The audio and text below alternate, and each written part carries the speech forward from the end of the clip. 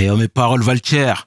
Salut à tous, j'espère que vous allez bien. Le chairman pour vous servir. Les Guesnay m'appellent le chair, les Fimbi 500 et les grandes sœurs de mes Fimbi, Big 500. Sarcel représentant, Sect Abdoulaye évidemment. Bienvenue sur We Hustle, c'est toujours ton émission qui rassemble et motive. Au fil des émissions, nous recevrons différentes personnalités qui viendront s'asseoir à ma table, nous parler de leurs échecs, mais surtout de leur réussite. Alors Rigo, take a seat, non? Petit, Kanakasi. Uli Kana Barake, Iko Fali. C'est du Bambara. Et j'aime ça. PDG, let's get it! We hustle, baby.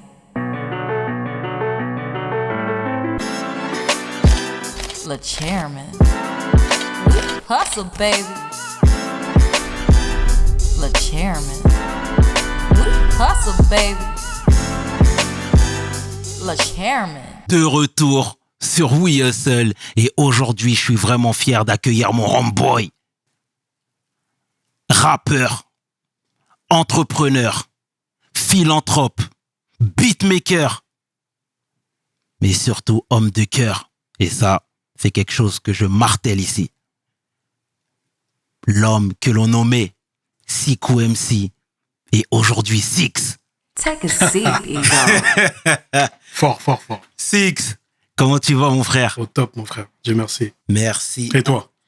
Écoute, tout va pour le mieux, je te remercie. Merci infiniment d'avoir accepté l'invitation.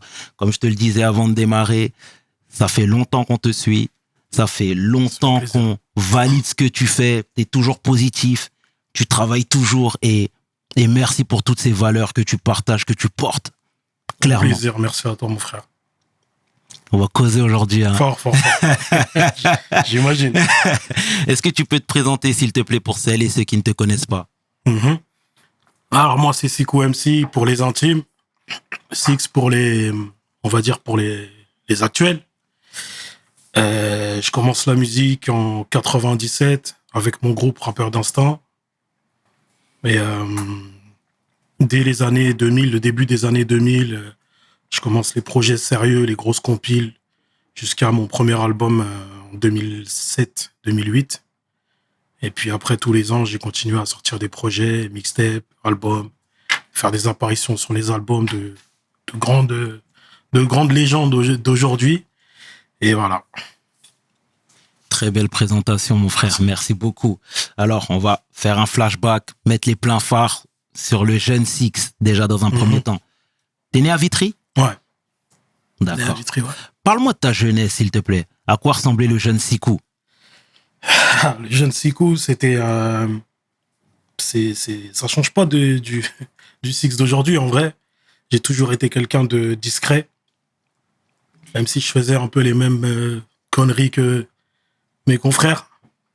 J'ai toujours été discret, toujours été réservé. Et voilà, je suis l'avant-dernier de la famille. Je suis l'avant-dernier d'une famille de 6. C'est pas un jeu de mots. Et voilà. Hein. Donc le dernier, c'est Bakary. Le dernier, c'est Bakary, ouais. Et après, j'ai une petite sœur qui s'appelle Dina. Dina? Ouais. Magnifique. Alors, déjà, parle-moi de l'ambiance vitriote dans les années 90, s'il te plaît. À quoi ressemblait cette ville? 90, c'était très chaud. Très chaud, les années 90 à Vitry. Il y avait... c'est vraiment une époque où il y avait beaucoup de délinquance. Beaucoup de délinquance. Beaucoup de drogue. Tu vois, il y avait encore ce qu'on appelle les camés. Il en restait encore en 90. Si je me souviens bien, moi j'étais très jeune, mais j'ai des très bons souvenirs.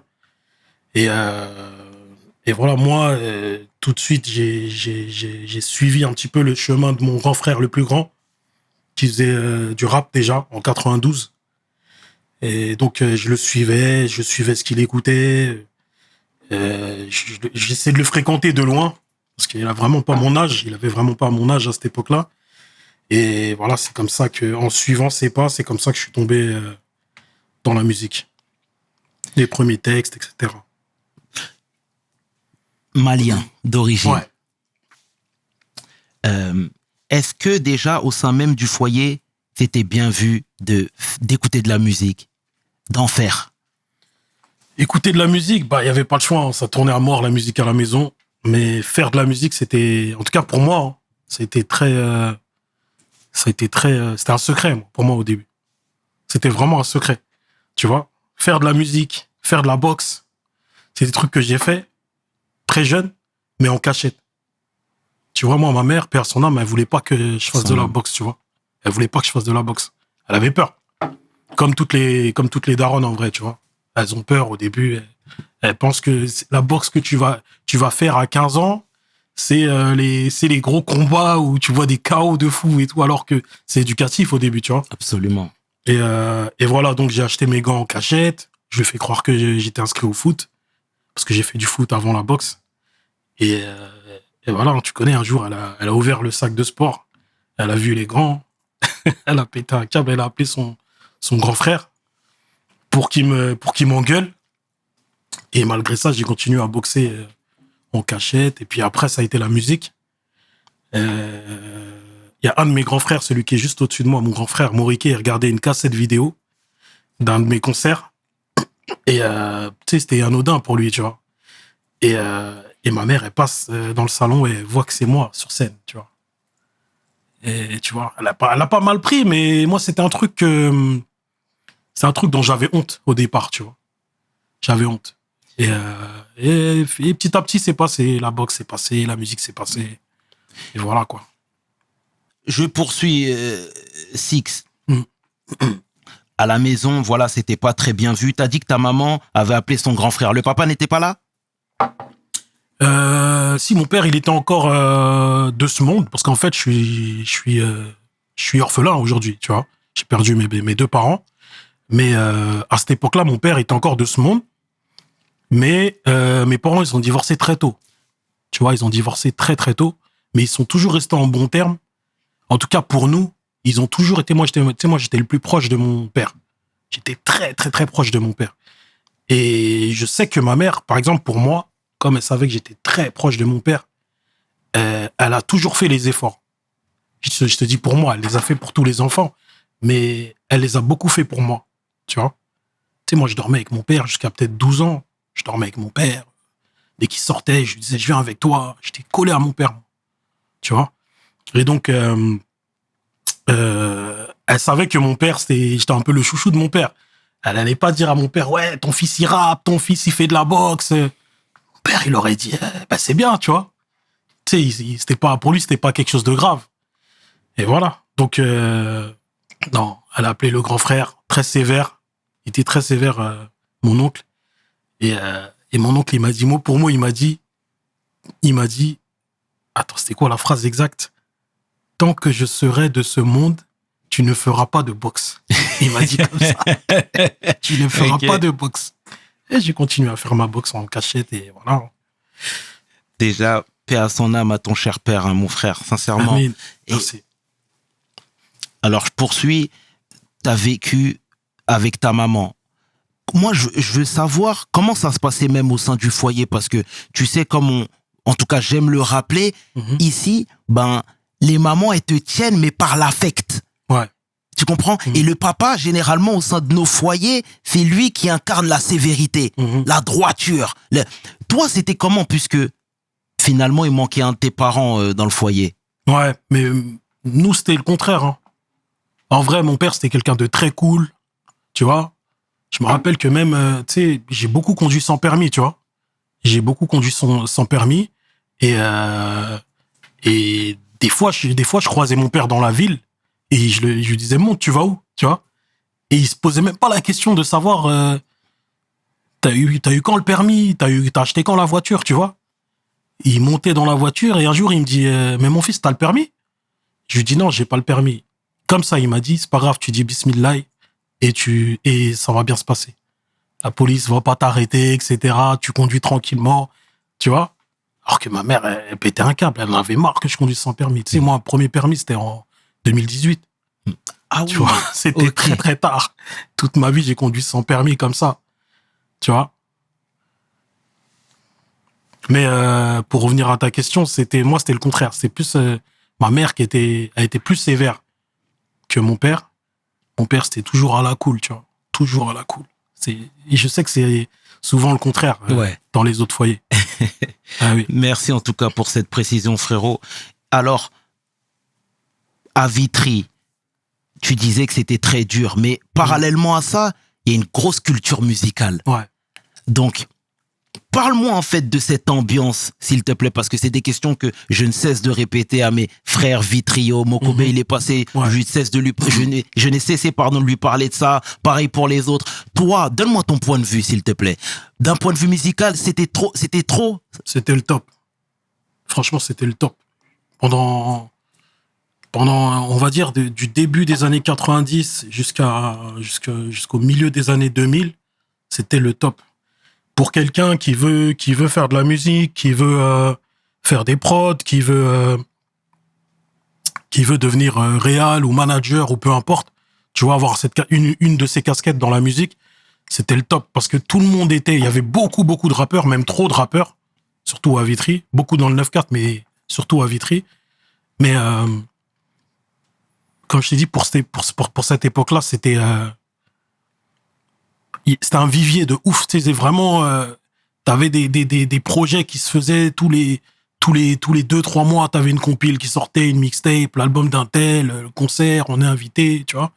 Et donc c'était un truc, c'était le top pour quelqu'un qui veut faire de la musique. Pour des mecs comme nous, moi et mon groupe Rappeurs d'Instinct, c'était magnifique. Mais j'ai l'impression, et arrête-moi si je me trompe, que la ville encourageait aussi la jeunesse à aller dans cette voie. Bien sûr. Au-delà du fait que, en fait, tu vois, le premier succès de chez nous, c'est 113. 113, les Princes de la Ville. 113, ils tournaient des clips à Vitry. On était tous là. Il y en a qui séchaient les cours pour aller au clip de 113, tu vois. Il fallait être là, tu vois. Il fallait être là. Et comme les Princes de la Ville, c'est un succès mondial, tu vois. Tu connais, les gens de la ville, ils se sont dit, attends, les grands frères, ils rappent, nous aussi, on veut rapper, tu vois. C'était ça. Il y en a qui voulaient faire du foot, de la boxe, peu importe, mais nous, c'était... nous, on kiffait, on est des passionnés. On kiffait la musique, mais nous, c'était... Ah, nous aussi, on veut, tu vois. Les victoires de la musique, etc., tu vois. Voilà. Tu viens d'où, toi? Quel quartier? J'ai grandi au Combattant. Après, je suis parti au Shaolin, une cité qui s'appelle Shaolin. Ensuite, à Balzac. J'ai grandi un peu dans les 4 coins de la ville, en fait. Alors, je vais poursuivre. Donc, moi, je veux que tu me parles des premiers retours que tu as eus. C'est-à-dire, tu aurais pu te vautrer. Il y a des gens qui, d'emblée, auraient pu te dire que tu n'étais pas bon, tout simplement. Toi, c'était quoi tes premiers retours? Moi, franchement, je te parle franchement, j'avais des bons retours dès le départ. Parce que je savais faire ne serait-ce que des punchlines dès le départ. Mais par contre, je détestais ma voix. Ok. J'avais un gros problème avec ma voix. J'avais une petite voix. Et dans le groupe, on était 4. Dans le groupe, j'avais la petite voix, tu vois. C'était le mec, tu sais, ma voix, je la supportais pas. C'était l'époque des cassettes. Quand je m'écoutais, quand j'étais seul, je mettais avance rapide pour passer mes couplets. Je voulais pas m'entendre. Je te jure, je voulais pas m'entendre. C'était ça. Mais en tout cas, en termes de flow, de punch, j'étais validé. Vraiment, très tôt, dès le départ, j'étais validé. Aïe, Six, ça fait plaisir. Ça fait vraiment plaisir. Alors, tu es en train de commencer à t'exercer dans cette discipline. Les retours sont plutôt bons. Parallèlement, tu continues les cours. Ouais. Ça se passe plutôt bien pour toi? Moyen, on va dire. Moyen. Parce que très tôt, je savais que je voulais faire de la musique. Très, très tôt. Donc, pour les cours, j'ai fait que suivre mes frères. Tu vois, c'était juste le truc de... je continue l'école, tu vois. C'était surtout pour ma mère, tu vois. Je continue l'école, mais en vrai, je sais que je veux faire de la musique. Ça fait que des fois, j'avais des séances studio tard, et le lendemain, je pouvais pas aller en cours. Tu vois, je rentrais le lendemain matin, je rentrais chez moi. Si ma mère, elle était au taf, tant mieux, j'allais dormir un petit peu, tu vois. Ou alors, j'allais en cours l'après-midi. Tu vois, c'était ça. Mais dans ma tête, ça a toujours été la musique, la musique, la musique. La passion a pris le dessus. Exactement. Alors, on est on avance encore un petit peu dans le temps. T'es en train de t'améliorer, de te perfectionner. Parle-moi déjà, s'il te plaît, de la première connexion avec les membres de la Mafia Quinfree. Ça, c'est début des années 2000. C'est 2000 même, d'ailleurs. Vitry Club. Vitry Club, c'est la compilation de OGB. Tu vois, OGB, je sais que c'est l'un des premiers, pour ne pas dire le premier à avoir cru en nous. Pour ne pas dire avoir cru en moi, tu vois. OG, gros big up à lui. Gros big up à lui. Et voilà, Vitry Club, on pose plusieurs morceaux sur Vitry Club. OG nous appelle pour les couvertures de magazines. Il nous emmène à la radio, tout ça et tout, tu vois. Donc, voilà, ça, c'est au début des années 2000. Ensuite, il y a eu Talent Fâché, le 1, produit par Iqbal. Iqbal, il m'appelle. Je commence à faire mes premiers textes en solo. Donc, je fais mon premier solo pour Talent Fâché. Et puis après, il y a eu des morceaux avec Dra et Carlito, etc. Et jusqu'à ce que je sorte, moi, mon premier projet en 2007. Voilà. Déjà, c'est bien de leur rendre leurs fleurs. Parce que tu sais, parfois, il y en a qui filent tout droit et ils omettent, et ils oublient même de citer les personnes qui ont tendu la main. Parce que je le répète, c'est pas une obligation. Exactement. C'est pas une obligation. Surtout que, on se le dit souvent hors caméra, tu vois. La Mafia Quinfree, ils ont eu beaucoup de problèmes entre eux. Tu vois, au sein de leur collectif, et même autour du collectif, il y a eu beaucoup de problèmes. Ça veut dire que, souvent, je me dis que peut-être que, tu vois, il y a des gens autour qui te parlent dans ta tête, qui vont dire, ouais, mais comment ça, ils font rien, comment ça Moi, j'avais déjà le recul de me dire, non, mais attends, ils ont ça, il y a ci, il y a ça, tu vois, il y a plein de problèmes entre eux, ils sont beaucoup, tu vois. J'avais ce recul. Et du coup, j'ai jamais été, tu vois, revanchard ou haineux ou quoi que ce soit envers eux, tu vois. De toute façon, j'étais déjà dans le truc débrouillard, tu vois. Donc, je me suis débrouillé jusqu'au jour où j'ai fait mes prods, j'ai fait mes trucs seul. J'ai sorti mes projets, et voilà. C'est fort ce que tu dis, parce que moi, clairement, pour être totalement transparent avec toi, je l'avais pas ce recul. Le recul que tu as, je l'avais pas. Parce que Sarcelles, Secteur A, pour moi, inconsciemment, il me devait quelque chose. Ouais. Ouais, mais tu vois, pour nous, en fait... Mais j'étais dans le faux. Ouais. J'étais totalement dans le faux. Ouais, ils te doivent rien. Ils ne me doivent strictement rien. Et d'ailleurs, ce n'est même pas comme ça que tu gagnes le respect. Tu vois, les gars vont te voir comme un boulet. Ouais. Ah, surtout pas. Ça, il fallait surtout pas. Il fallait, surtout à cette époque-là, il fallait être fort. C'était vraiment le talent. C'était vraiment, il n'y avait pas de clip. Nous, on faisait pas de clip, tu vois. On avait, entre 2000 et 2010, on avait peut-être 2 ou 3 clips, tu vois. Mais à cette époque-là, c'était... quand t'entendais Sikou MC, c'était... on sait pas à quoi il ressemble, tu vois. On l'entend qu'il est à gauche, à droite, les compiles, les projets et tout, mais on sait pas à quoi il ressemble, tu vois. Et ça a été comme ça pendant très longtemps, jusque 2000, allez, on va dire 2009, 2010.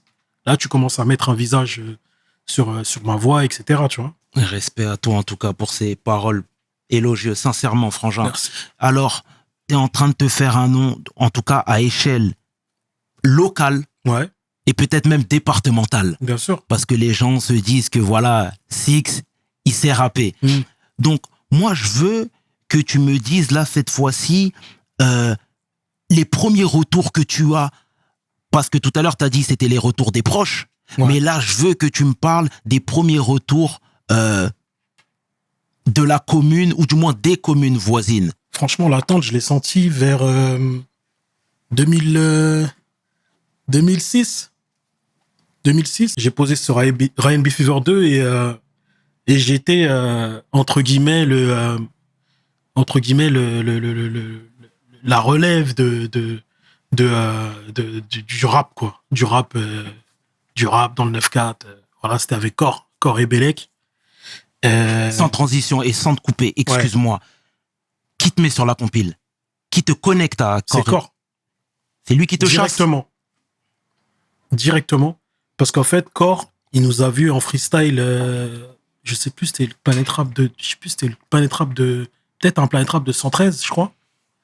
Et il a kiffé sur nous. Tout de suite.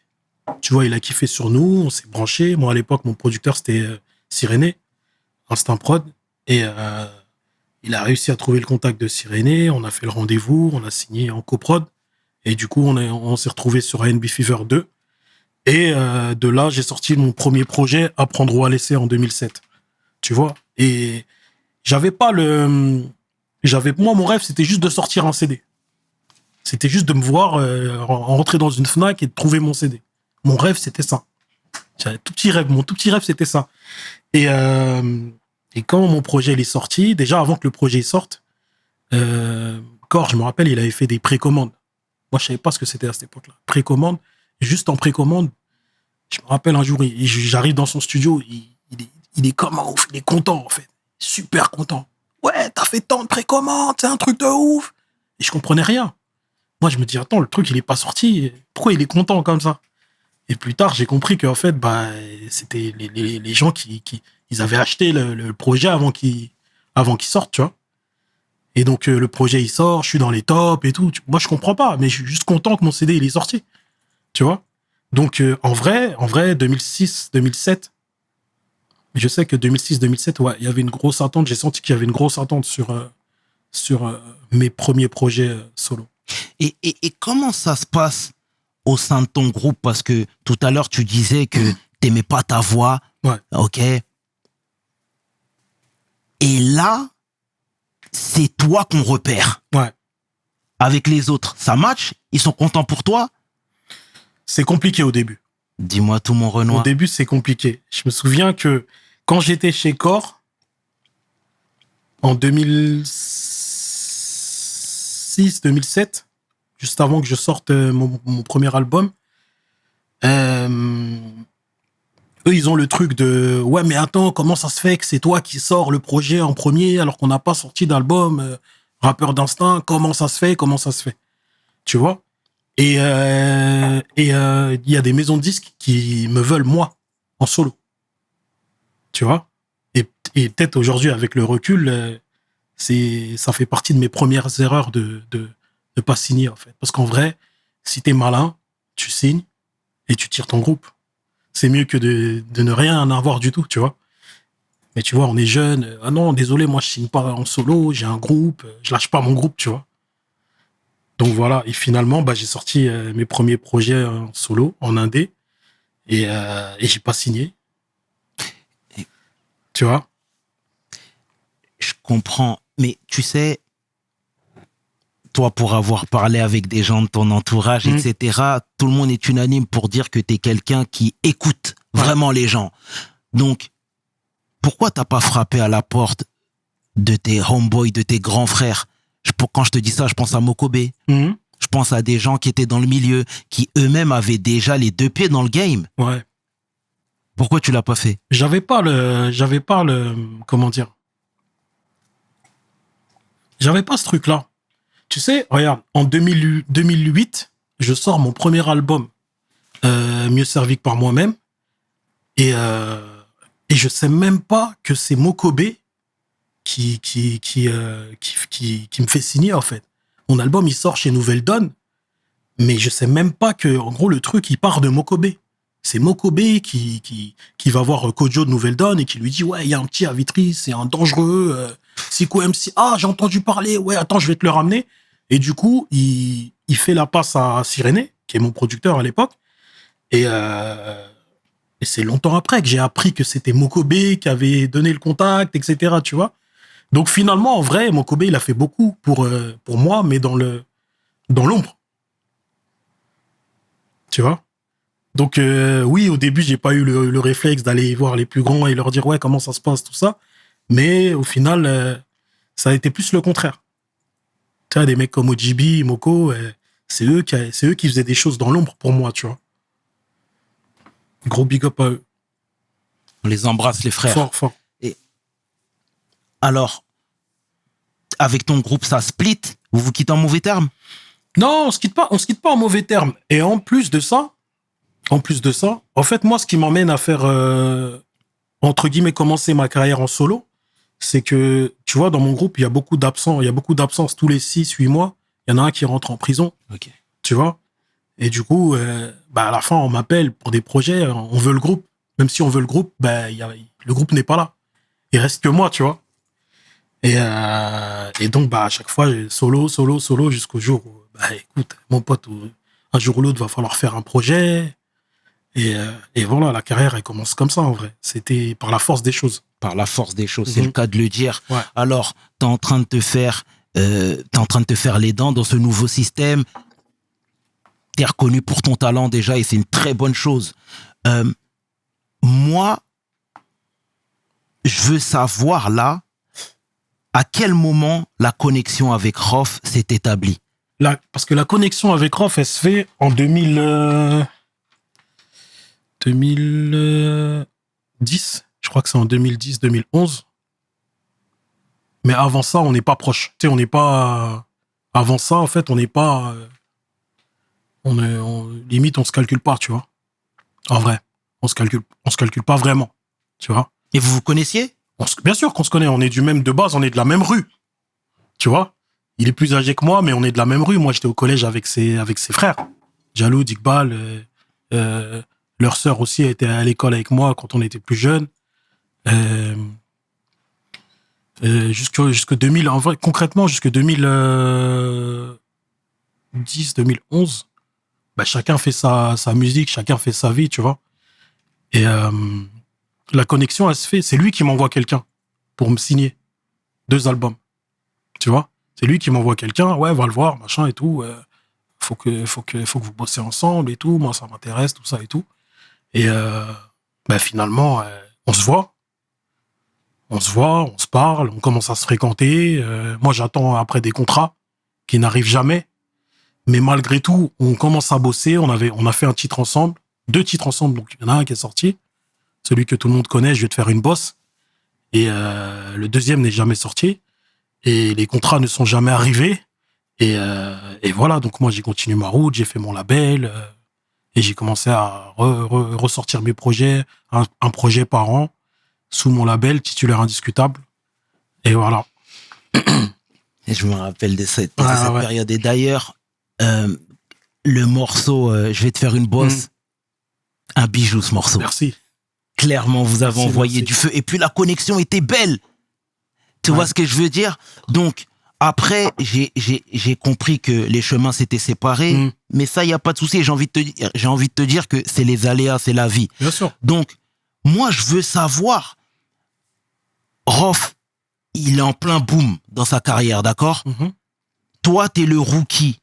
Moi, je veux que tu me parles. Et aujourd'hui, il y a totalement prescription. Ouais. Parle-moi des vautours qui sont à côté. Des personnes qui chuchotent dans ton oreille en te disant hey, peut-être que c'est pas le meilleur deal pour toi. Des personnes qui ne viennent pas tout le temps avec les bonnes paroles. Est-ce que tu les as entendus, ces messages? Ouais, j'en ai eu, ouais. Est-ce que ça t'a pas fait dévier? Non. Concrètement, il y a peut-être 2 ou 3 personnes qui me disent fais attention. Et le reste, c'est, comme tu as dit, des vautours, c'est des gens qui veulent qui veulent gratter en vrai, tu vois. Qui veulent gratter alors qu'il n'y a pas de signature, il n'y a rien, mais c'est juste le truc de il est avec un tel, donc on va se coller à lui, comme ça on va se retrouver dans les concerts, tu vois, en gros sous la lumière, quoi. Mais moi j'y vais, tu vois, j'y vais avec les bonnes intentions, tu vois. Je me dis, je fais de la musique, lui c'est mon aîné, c'est lui qui vient à moi. J'ai réfléchi à tout ça, tu vois. Je me dis, mais attends, mais tu sais, et comme je t'ai dit, il y a des gens qui viennent me voir et qui me disent, mais pourquoi il n'est pas venu avant? Tu vois? Et moi, je le vois pas comme ça. En fait, tu vois, on commence à se fréquenter, on se voit en studio, on a fait quelques dates ensemble aussi et tout. Et j'avais pas ce recul-là. J'avais pas le truc de peut-être qu'il t'appelle parce que. Et comment tu fais, toi, pour te protéger de ces mauvaises personnes? Franchement, je pourrais pas t'expliquer, mais je le fais instinctivement. C'est vraiment, tu sais, moi, je suis quelqu'un qui comment dire, tu sais, quand on parle, des fois, les gens qui sont autour de moi, qui sont à côté de moi, ils ont l'impression que s'il y a une tierce personne qui me parle ou qui va me donner un conseil, ça va me perturber. Mais moi, je suis pas perturbable, en fait. J'écoute et j'arrive à capter la bienveillance ou le côté, tu sais, le mec qui me dit n'importe quoi ou, tu vois, j'arrive à capter vraiment à choper le bon conseil. Donc, j'ai pas de technique, mais pour me protéger, mais j'arrive à sentir la bienveillance. Donc, j'ai pas de conseiller, rien, mais je capte. Je capte que là, c'est un beau parleur. Là, c'est la personne qui veut mon bien. Tu vois? J'ai que ça. Et mon frère, quand il y a des griefs là entre Rof et toi, j'ai bien compris, hein, pourquoi tu vas pas directement à lui pour lui dire? J'ai essayé. Ça, c'est des choses qui me déplaisent. J'ai essayé. En vrai, de vrai, d'où ça part, ils partent au Brésil avec Sultan pour le morceau 4 étoiles, pour le clip. Et là-bas, il y a un mec de l'équipe de Sultan qui prétend que j'ai essayé de signer chez lui dans le dos de Rof, alors que Rof est en train de me préparer des contrats. Tu vois? Et lui, quand il rentre en France, il m'envoie un message. Tu sais, il m'envoie un long message. Ouais, c'est pas bien, machin, c'est pas comme ça, tatati, tatata et tout. Et moi, j'essaie de l'appeler direct quand il m'envoie ce message-là. Justement, tu vois ce que tu es en train de dire? C'est ce que j'ai essayé de faire. Je l'appelle direct. Il me répond pas. Donc là, je lui envoie un texto. Je lui dis, écoute, t'as vu la personne qui t'a dit ça? Viens, on va la voir. Moi, je suis sûr de moi. Viens, on va la voir. Tu vas voir si elle va répéter ça devant moi. Il me dit, ouais, t'inquiète, vas-y, on va se capter. J'attends 1 jour, 2 jours, 3 jours. Pas de relance, rien. Je dis, alors, c'est comment et tout? Ouais, t'inquiète. Ça traîne. Et puis, jusqu'au jour où ça traînait, ça a un peu trop traîné.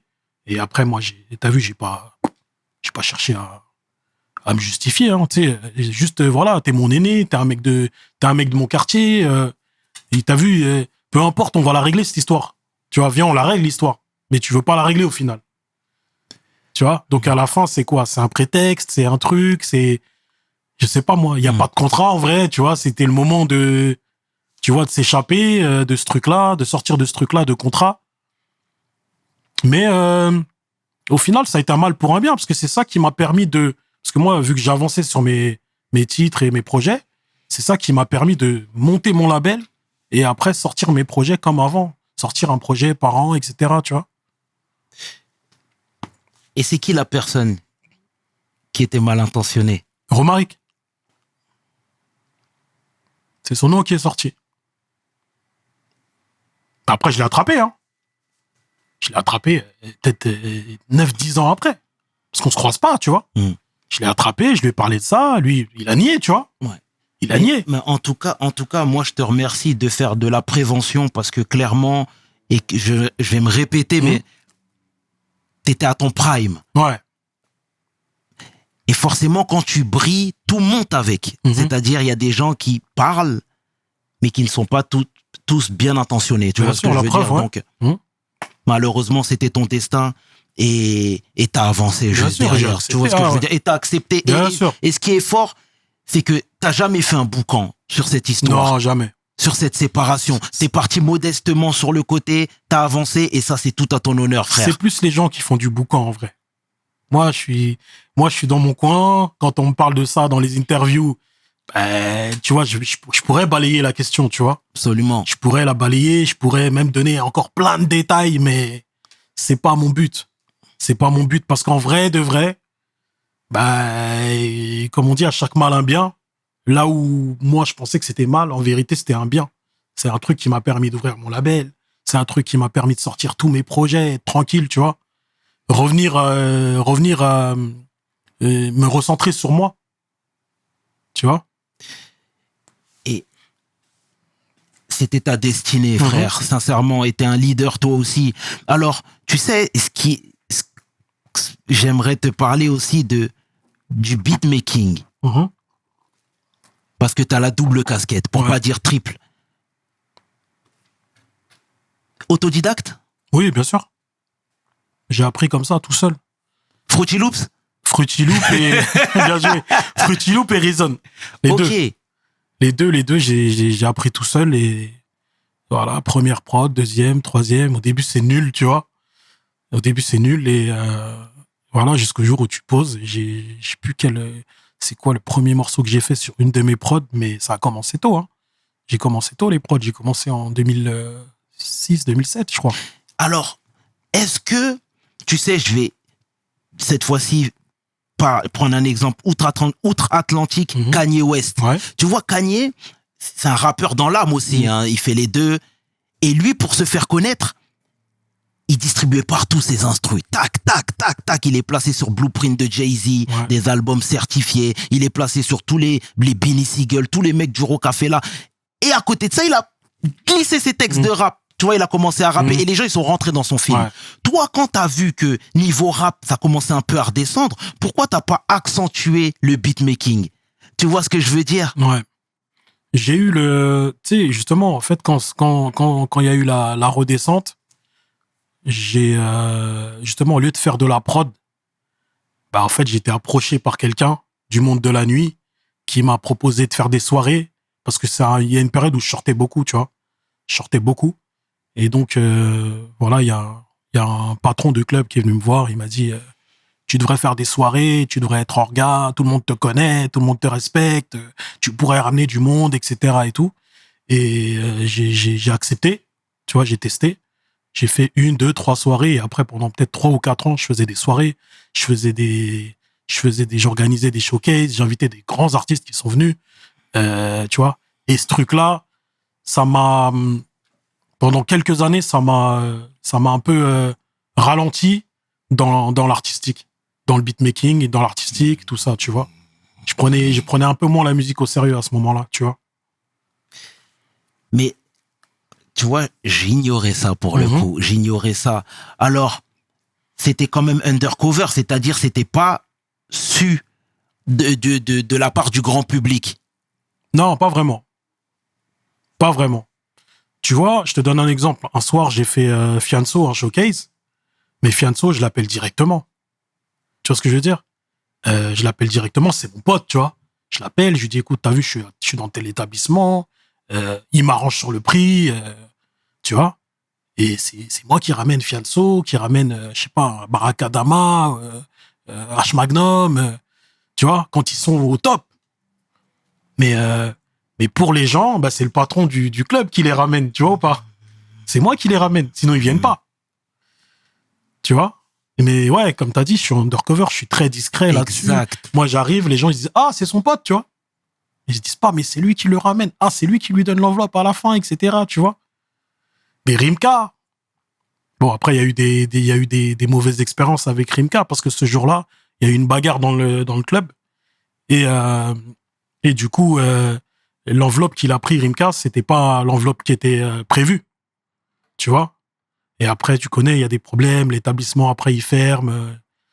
Voilà, quoi. Mais c'est un peu ça qui m'a freiné dans le beatmaking, dans l'artistique, dans le côté musique, quoi. Mais t'as pris de l'expérience de l'autre côté. Exactement. C'est ce qu'on va retenir. Et là, je vais rétro-pédaler encore un petit peu pour te parler de ton prime. La Fouine t'appelle. Ouais. Morceau Jalousie. Ouais. Où clairement, t'as marqué le morceau de ton empreinte. Ça, permets-moi de te le dire. Tout à l'heure, tu disais que, modestement, parce que t'es modeste, mais tu disais que, voilà, t'étais reconnu pour ton talent. La Fouine est à son prime. Ouais. Comment on est avec toi? Est-ce que en un seul couplet, t'as secoué la machine? C'est-à-dire, il y a des majors qui t'appellent. Il y a d'autres rappeurs qui t'appellent. À ce moment-là? À ce moment-là, oui, il y a beaucoup de rappeurs qui m'appellent. Je suis très, très, très sollicité. Mais en termes de major, je suis en pourparlers avec le label de Rof. Donc, il n'y a pas les propositions... comment dire, les propositions, elles arrivent pas directement. Tu vois? Et du coup, on veut te signer, mais t'es déjà signé, tu vois? Parce que moi, j'ai toujours fait comme si j'étais signé. Même quand il n'y avait pas de contrat. J'étais loyal. Donc, j'ai fait tu vois, comment on dit déjà, en gros, c'est comme si j'avais donné ma parole. Gentleman agreement. Voilà. C'est ça. Et du coup, bah, je me comportais comme si j'étais signé. Alors que j'ai jamais vu de contrat au final, tu vois. Et comment tu fais, du coup, pour gagner ta vie? Parce que tes albums ne se vendent pas de fou. Mhm. Tu travailles à plein temps, Ouais. d'accord? Comment tu fais? Je suis dans la rue. Clairement. Je vais continuer. Désolé. Non. Il y a ton frère Bakary Sako Ouais. qui passe professionnel Ouais. à Saint-Étienne. Ouais. C'est-à-dire, normalement, même si c'est pas le Père Noël, Mhm. mais il a des revenus qui peuvent te permettre d'être dans le licite. Ouais. Pourquoi tu fais pas appel à lui? Une fois, j'ai fait appel à lui. D'ailleurs, c'était même pas mon idée. En fait, tu vois, Bakary, ça reste mon petit frère. Chez nous, les Africains, il y a un truc. Je sais pas si c'est une fierté mal placée ou autre, mais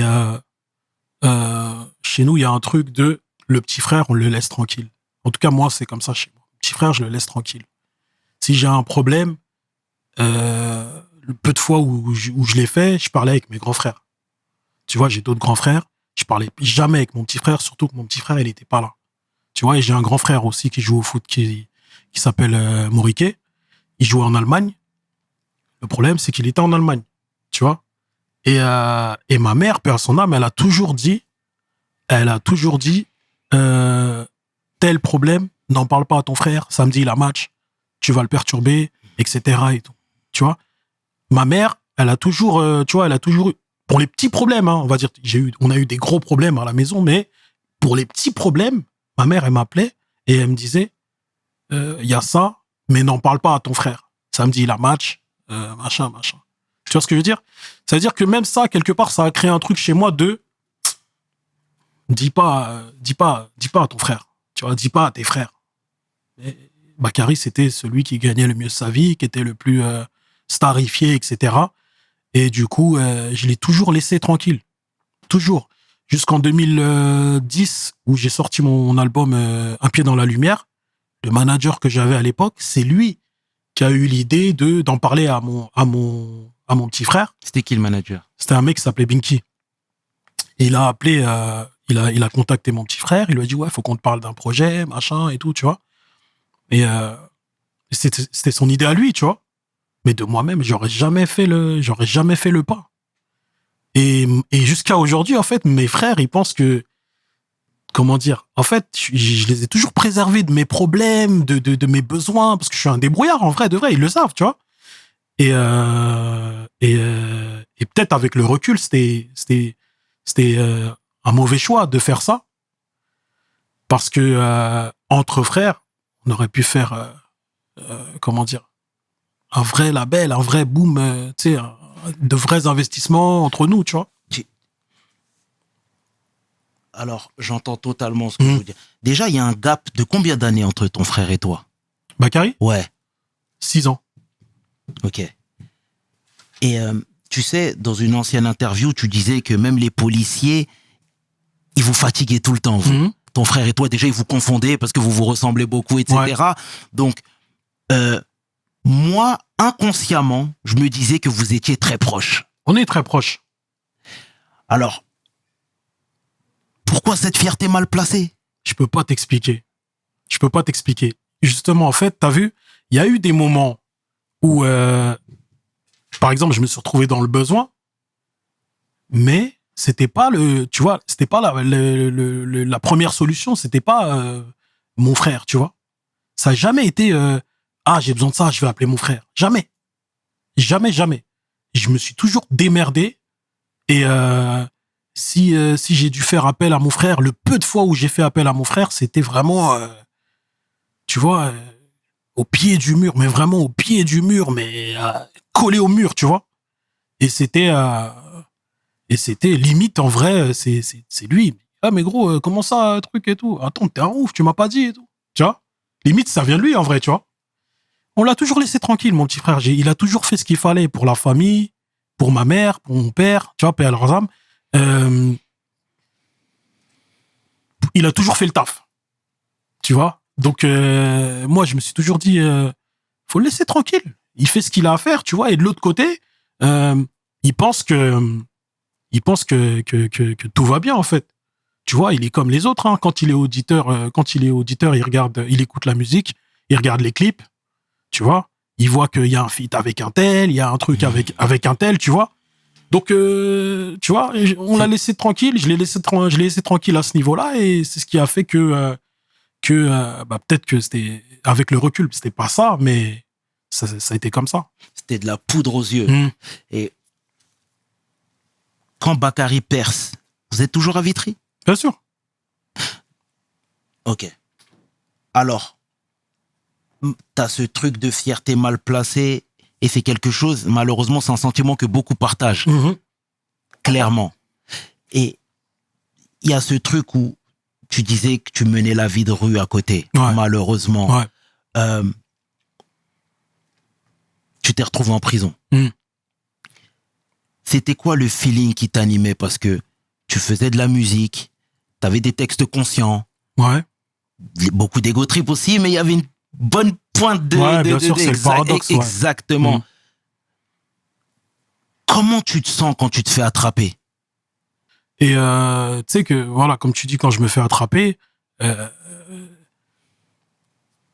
ou 3 semaines avant, je viens de perdre mon père. Tu vois ce que je veux dire? Je me fais attraper vraiment avant les 40 jours, fallait que j'aille au bled, etc. Tu vois? Je me fais balayer, je chantais, tu vois, je sentais que j'allais me faire balayer, tu vois? Je l'ai senti. Parce qu'il y a eu des trucs, tu vois, les brigades étaient tournées, il y avait beaucoup de, tu sais, limite, on l'a senti le truc, tu vois. Donc voilà, je me fais balayer, et quand je ressors, je suis discret, tu vois, je suis très discret. Là-bas, j'ai beaucoup réfléchi, j'ai pas écrit du tout. Tu vois, quand je ressors, j'ai même pas spécialement envie de rapper. J'ai envie de me faire tout petit, tu vois. J'ai envie de me faire tout petit. Et justement, mes frères, quand ils apprennent ça, eux, ils sont traumatisés. Parce que pas une demi-seconde, ils se sont dit, ah, notre frère, il est dans ça. Tu vois ce que je veux dire? Pas une demi-seconde. Ils sont traumatisés comme les internautes.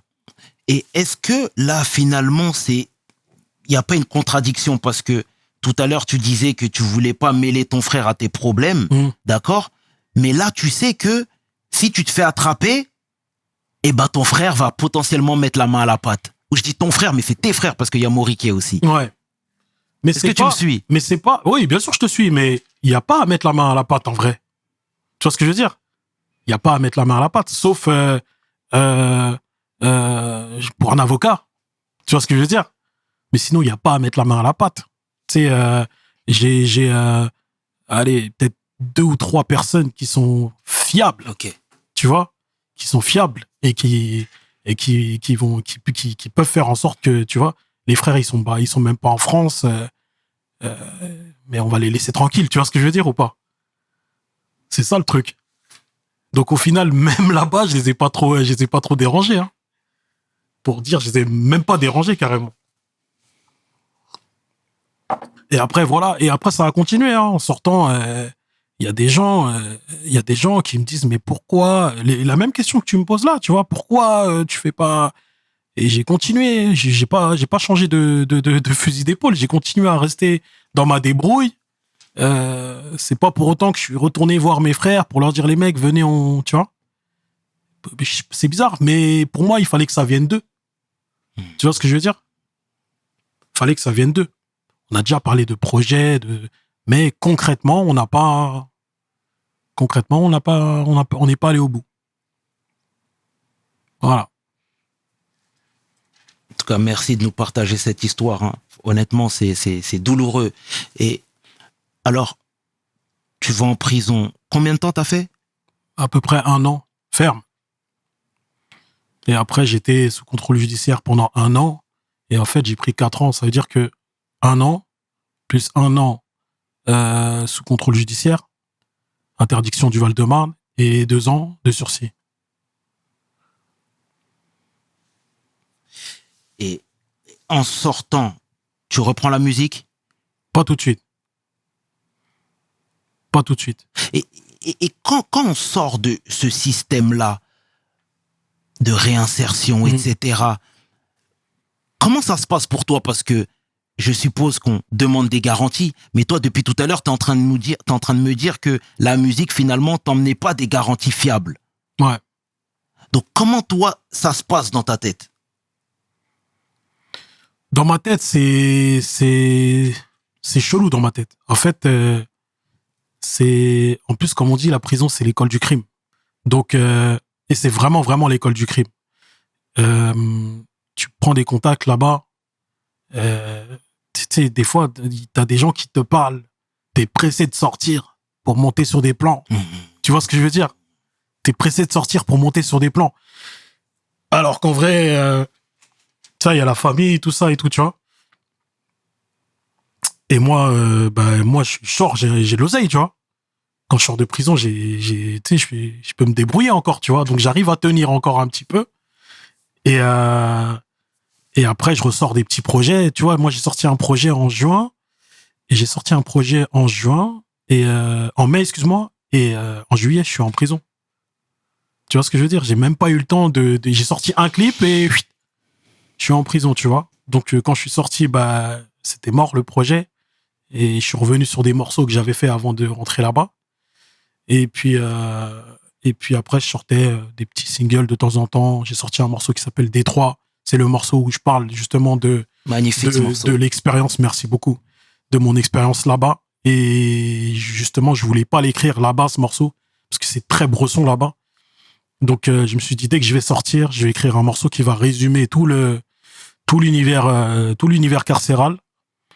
Et voilà.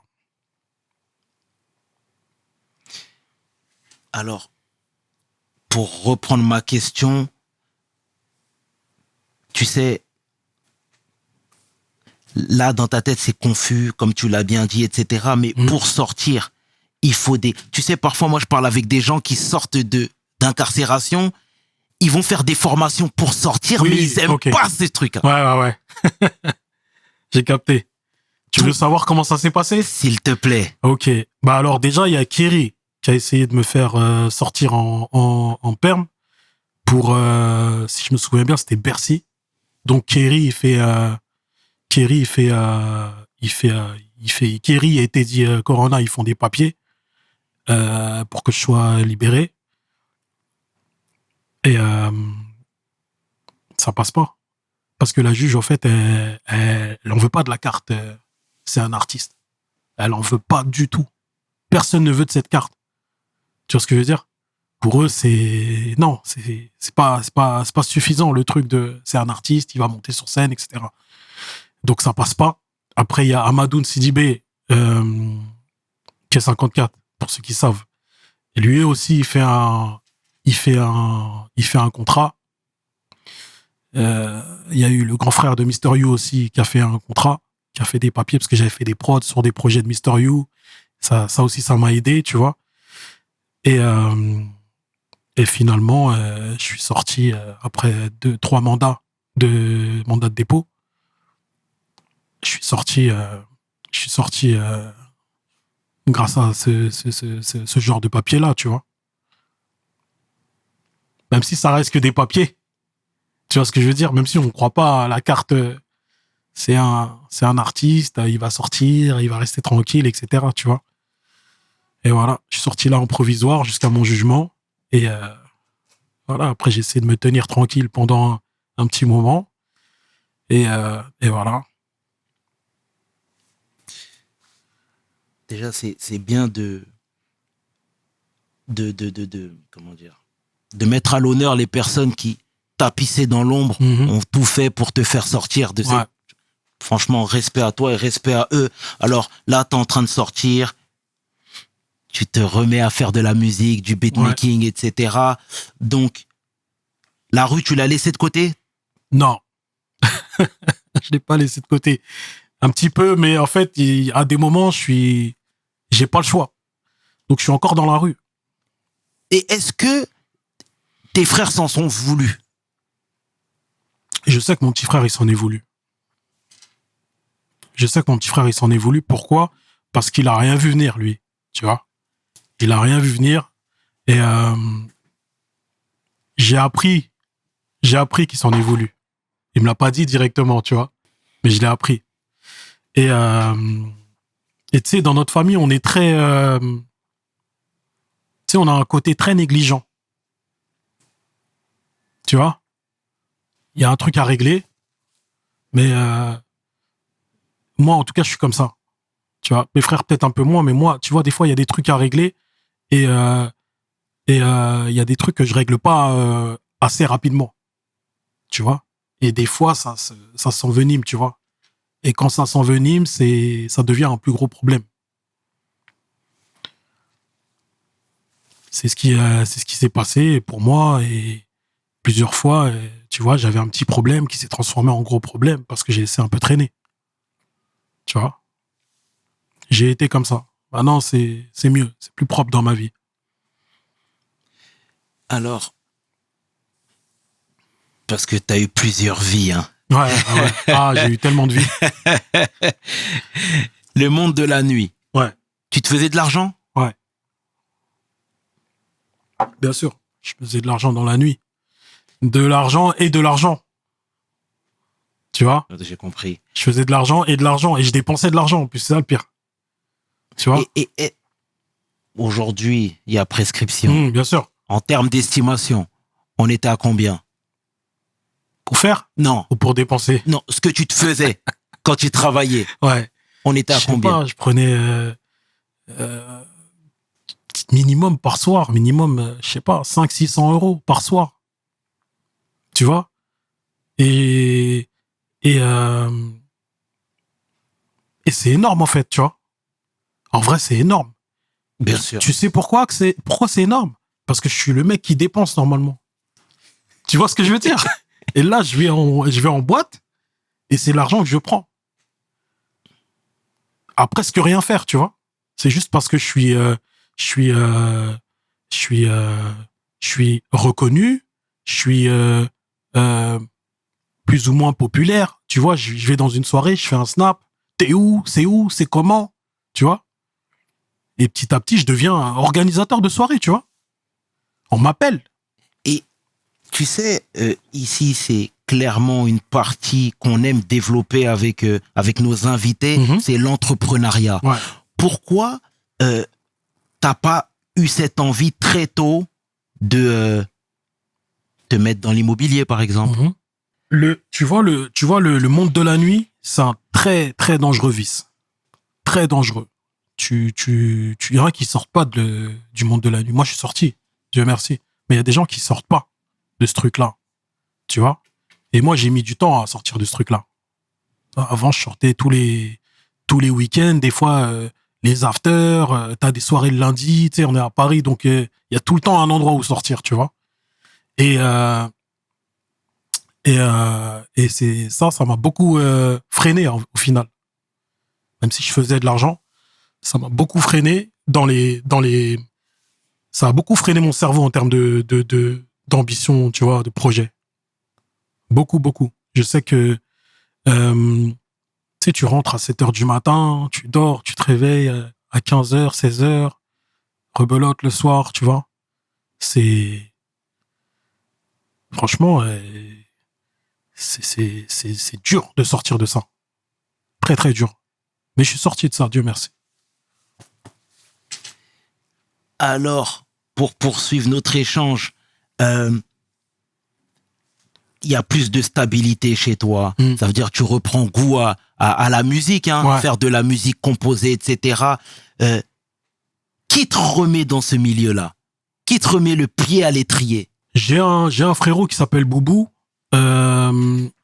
C'est même pas qu'il me remet. C'est que c'est le mec qui est avec moi pratiquement tous les jours.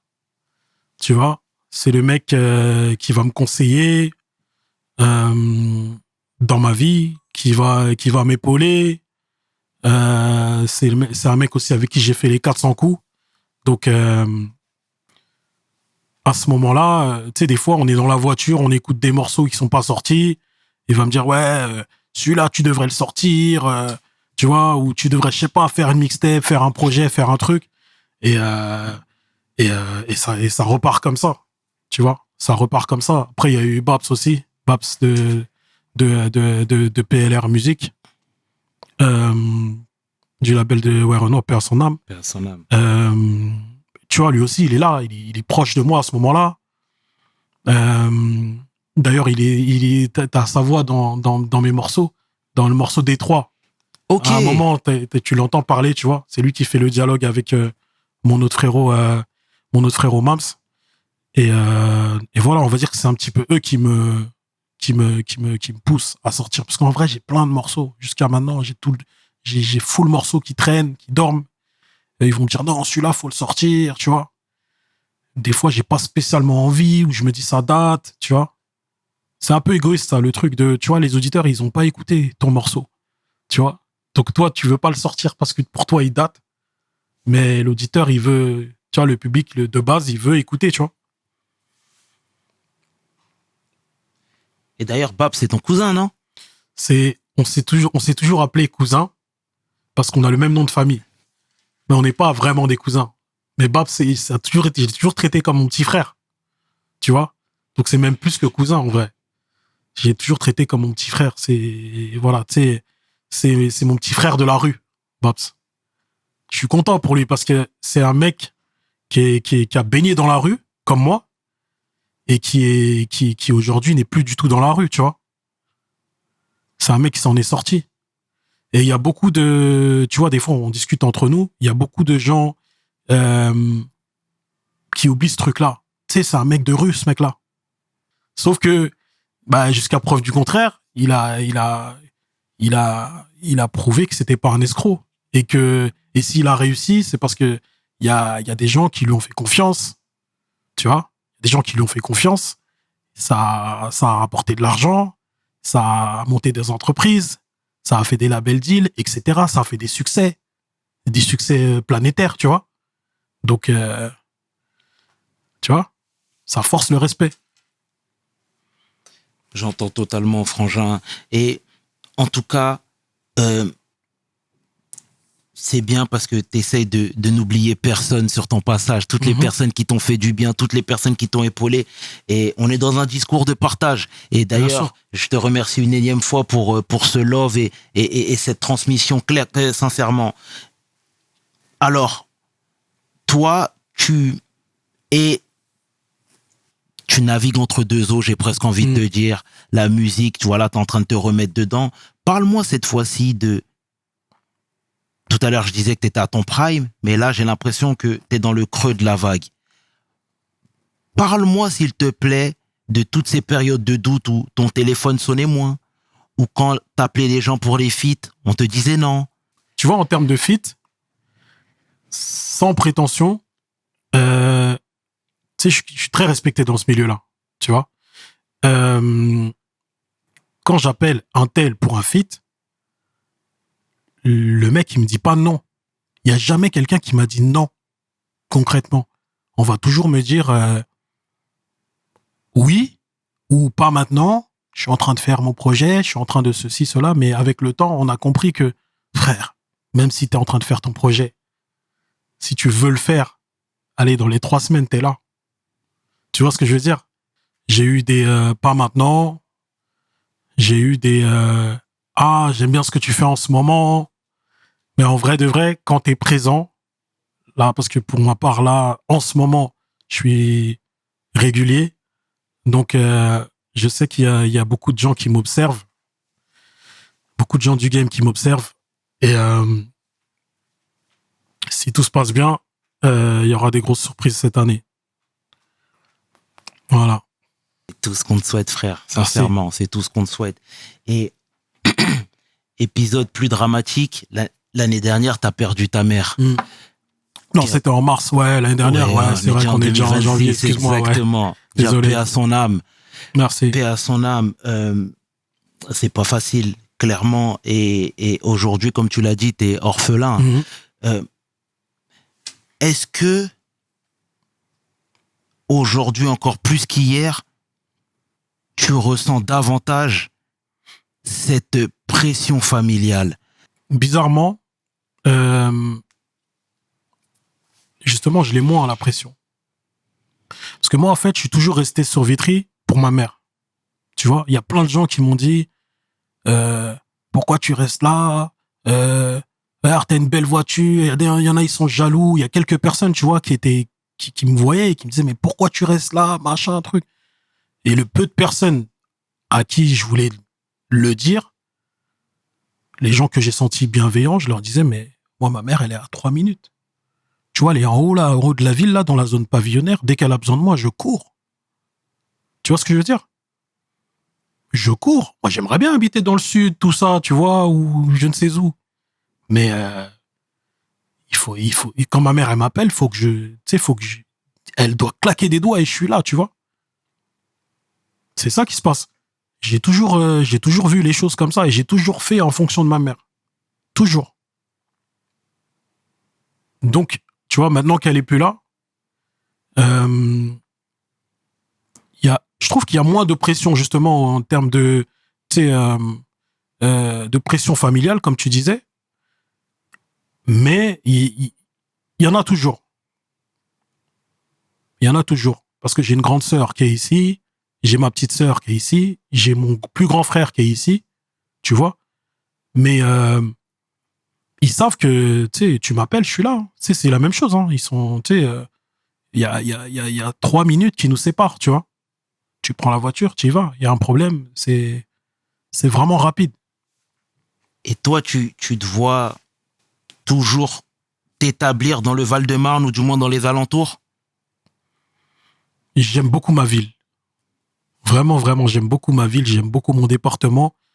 Mais j'ai dit dans un titre, j'ai dit en gros, je suis destiné à me faire tuer dans la rue où je suis né, tu vois. J'ai dit ça, bon, c'est une punch, mais c'est une manière de dire que je suis très, très, très attaché à ma ville, tu vois. Mais s'il faut partir, je vais partir, hein. Déjà qu'elle repose en paix, hein, une énième fois, mon frère, Amin. sincèrement. Et alors, toi, t'es établi aujourd'hui, clairement. Est-ce qu'à côté du rap, t'as développé d'autres activités? À côté du rap, en fait, j'ai beaucoup d'activités qui touchent à la musique, ou en tout cas à l'audiovisuel, tu vois. Et en fait, c'est des trucs qui m'intéressent. Le cinéma, euh, la vidéo, tu vois. La réalisation, bah, le beatmaking, on l'a déjà dit, tu vois. J'aime tellement la musique que je suis prêt à changer de casquette. Je suis prêt à changer de casquette, mais le truc de musique, tu vois, il est toujours présent. Réaliser, écrire pour d'autres artistes, ça c'est quelque chose que je fais déjà. Bah en fait chaque casquette en vrai c'est un métier finalement. Tu vois, donc en moi j'ai 5-6 corps de métiers différents et j'ai le choix. Je suis pas obligé de sortir tout le temps des projets en tant que rappeur, tu vois, en tant qu'artiste. Donc ouais, tout ce que je fais, ça touche à la musique. Tu vois, j'ai un studio, euh, euh, j'ai envie de réaliser, j'ai envie de scénariser. J'ai joué dans Banlieusard 2. Grand merci à Kiri encore, parce que c'est lui qui m'appelle directement pour ça. Et je suis ouvert à ça, le cinéma, tous ces trucs-là. T'es définitivement un artiste, mon frère, sincèrement.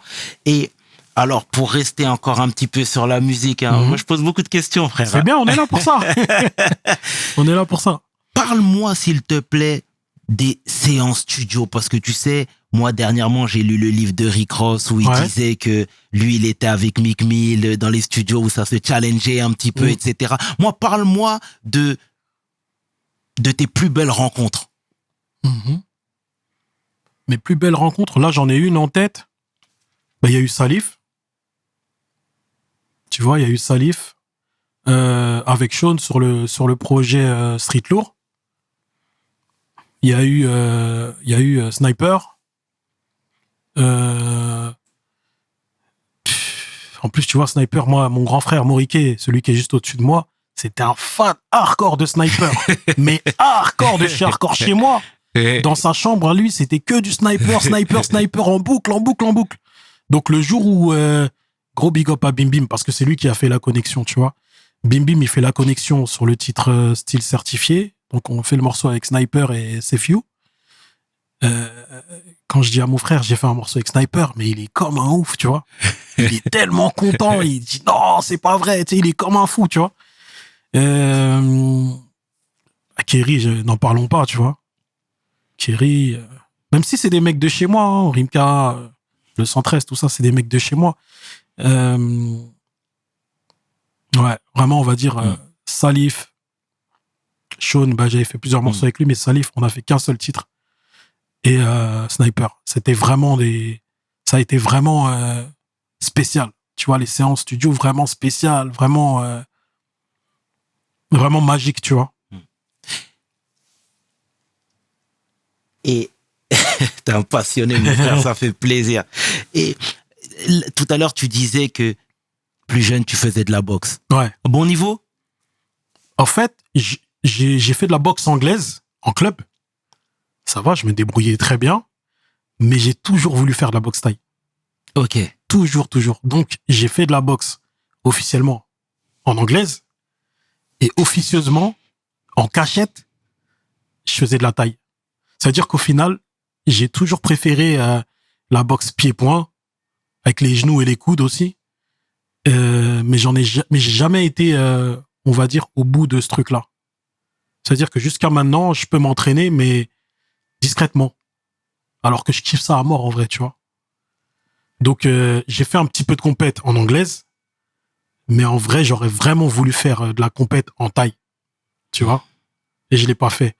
Et quand c'était pour des clips, j'ai fait des entraînements en thaï pour des clips.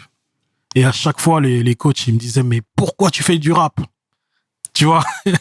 Pourquoi tu fais du rap? C'est ça que tu dois faire, de la boxe, tout ça, tu vois. Alors que je te parle vraiment de coachs très sérieux, qui ont entraîné des champions, tu vois. Et mais la musique, elle a toujours pris le dessus. Toujours. Même si ça se rassemble beaucoup, la boxe et la musique, bah, la musique, elle prend toujours le dessus. Mais j'ai l'impression que dans le 94, vous êtes vraiment à cheval sur les sports de combat. Hein. Ouais. Tu vois C'est presque dans l'ADN du département. Franchement, ouais, de ouf. C'est 8 rappeurs sur 10, c'est des boxeurs aussi. Tu vois, en anglaise, en thaï, en ce que tu veux, mais il y a toujours le côté sportif, toujours. C'est magnifique. Ou des footeux. Ouais. D'ailleurs, petite exclue, j'ai un morceau avec mon petit frère Bakary qui va sortir bientôt. Ah, voilà. On va écouter ça. Si. Ouais. Non, c'est très bien. En tout cas, moi, ce que je retiens de toi, c'est que vraiment, t'es quelqu'un de positif. D'accord. De résilient, mon frère. Sincèrement. Et ça, c'est tout à ton honneur, hein, frangin. Parce qu'il y en a plein qui, après tous ces dramas, seraient tombés dans une paro-attitude, d'accord? Et toi, non. T'es là, tu distilles, tu racontes ton histoire, tu parles à cœur ouvert, et moi, j'ai que du respect pour toi, frère, sincèrement. Merci beaucoup, respect à toi. Et t'as pu recroiser des personnes avec qui t'étais en grief, par exemple, il y a quelque temps? Grief, justement, tu dis grief parce que pour moi, les griefs, c'est pas des embrouilles, tu vois? Les griefs, c'est pas tellement important. Et puis, il y a des gens que j'ai recroisés, mais c'est tellement, comme tu dis, prescription. Il y a tellement il y a prescription, mais fois 1000, tu vois. Donc, soit on va s'ignorer, soit, tu vois, on va passer l'éponge, tu vois. Juste, on va se serrer la main, et ça veut pas dire qu'on est des amis. On est ni amis ni ennemis, tu vois. Mais rien de méchant. Tu vois? En tout cas, ça a le mérite d'être clair, mon frère. Sincèrement.